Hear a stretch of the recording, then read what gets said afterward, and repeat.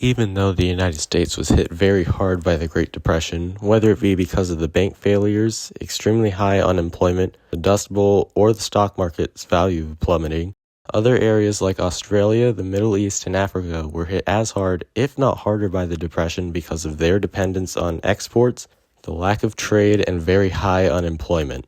The Great Depression started on October 24th, 1929, when the stock market crashed. In just a few days, the stock values were halved, and the United States started passing a lot of tariffs, most notably the Smoot-Hawley Tariff of 1930, which nearly froze international trade. By 1932, the U.S. economy shrunk by half and unemployment peaked at 25%.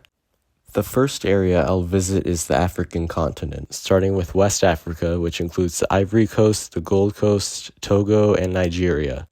Each of these places exported palm kernels, cocoa, and peanuts to their mother countries. In an attempt to make a profit, the European trading companies decreased export taxes and raised poll taxes. This caused unrest among Ivory Coast peasants, and some of them moved into more urbanized areas. The Gold Coast had relied entirely on the export taxes, so when the British left the gold standard, they were exporting more than the French colonies. In French North Africa, they mainly produced olive oil and two types of wheat, hard wheat and normal wheat.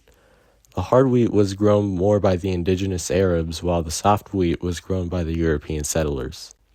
When the price of wheat fell, the French supported the European-grown normal wheat, not the Arab-grown hard wheat. They also didn't help the olive oil producers in Tunisia, causing some to lose their land. In Egypt, once the British left the gold standard, the Egyptians passed a gold export embargo so they could use their gold to keep their economy stable. Even as the price of cotton dropped, their production rates didn't, leading them to still have some income.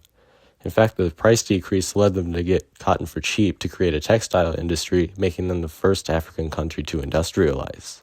In the Belgian Congo, they were dependent on poll taxes, which made up 25% of the colonial government's revenue. In order to maintain this, the colony was basically turned into a giant plantation that exported coffee, cotton, rice, cocoa, and palm kernels. Similarly, in Kenya, the white settlers had the peasants work on their land for very little money, and they could be imprisoned if they stopped working. Several of them grew maize, which became almost worthless, so they had to give up their land to African tenants. In South Africa, most of their trades came from agriculture or gold mining. The demand for crops dropped so low, the farmers were struggling to pay for their land.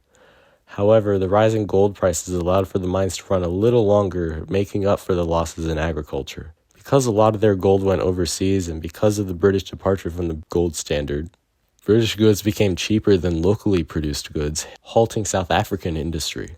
This put South Africa's economy on the brink of collapse, so they decided to also leave the gold standards, therefore saving its economy.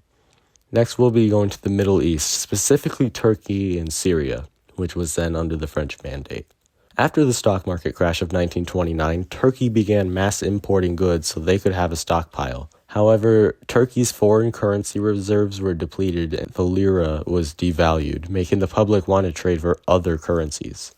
Because Turkey recently became independent, they didn't have a national bank, which had made their problems even worse. In addition, the lack of agricultural products, resulting in less foreign currency entering the country, which made it harder for them to pay debts. As a result of the Smoot-Hawley Tariff Act of 1930, Turkey increased their tariffs and import quotas, which, along with Japanese textiles being smuggled in from Syria, it almost halted Turkish production. However, in Syria, the League of Nations forced them to have low tariffs since they were part of the French mandate. Plus, the Japanese departure of the gold standard and their depreciation of the yen made smuggling Japanese goods into Turkey even more profitable. The final country that I will talk about is Australia. The Depression started in Australia for a number of reasons. First, they had a very agricultural-based economy, especially in wheat and wool, which made their economy vulnerable in the event of collapsing prices. Second, Australia had a lot of debt from fighting World War I, doing public works projects, and taking a lot of loans from the British. Lastly, when Britain returned to the gold standard in 1925, they miscalculated the price of gold, making their goods and Australian goods more expensive. When the stock market crashed in 1929, it made an already bad economy worse.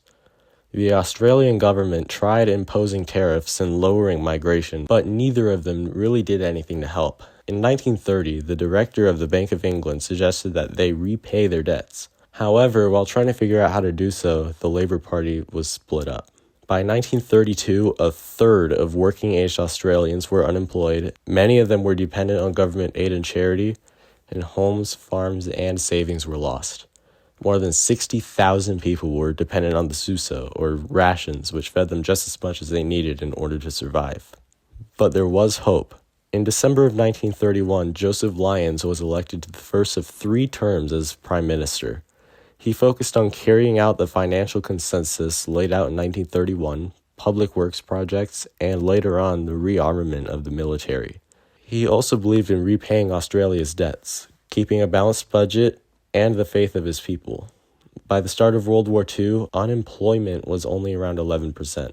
In conclusion, despite the fact that the United States was hit hard by the unemployment, bank failures, and the shrinking economy that came with the Great Depression, other areas such as Africa, the Middle East, especially Turkey, and Australia were hit harder because of their export economies, their extreme unemployment, the lack of trade, and the difficulty of paying off their debts.